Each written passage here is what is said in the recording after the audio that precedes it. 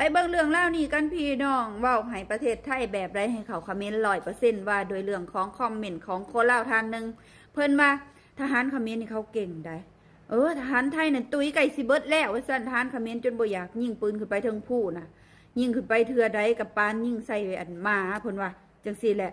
ไทยสุยาอวดดีอย่าอวดเก่งเพิ่นว่าบ่กล้าออกข่าวย่านเสียเปรียบย่านเสียภาพพจน์อย่าคิดว่าสิสู้อันทหารเขมรได้เด้เพิ่นว่าคันสีศาสตร์เขาลุ่มไปซอยเขมรนี่ไทยมูลปานเตเฮ็ดโอ้ยจะมาแสนรู้แท้เนาะสีศาสตร์ที่เพิ่นว่านี่ก็สิได้แก่รัสเซียจีนเวียดนามแล้วก็ลาวสิตอบให้เด้ออันที่บ่กล้าออกข่าวนะพายเขมรเห็นพูด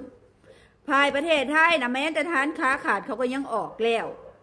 ทหารในใดเสียชีวิตเคสแดงเคสดำเขารายงานกันอัปเดตข่าวกัน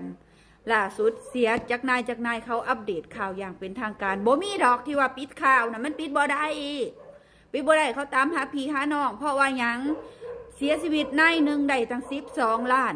มันอยู่บ่ได้คนเขาต้องนำหาพี่หาน้องปิดข่าวบ่ได้ประเทศไทยเป็นประเทศเสรีบ่เหมือนกับเขมรระบบซิงเกิลเกตเวย์ข่าวสารเอียงทุกสิ่งทุกอย่างต้องได้ผ่านการกันกรองจากรัฐสกอรคันบ่ผ่านเขาเจ้าของก็บ่มีสิทธิ์ได้เสพไทยนะเขาออกข่าวแบบเสรีบ่มีการโป๊ะปิดบ่มีการห้ามเสพข่าวเขมรเด้อเขาบ่มีห้ามคนเขาอยากเสพข่าวยังก็เสพได้ทั่วโลกบ่เหมือนกับฝ่ายเขมรนี่ห้ามเสพข่าวไทยห้ามแซ่ข่าวไทยถ้ามีสมองก็คิดเอา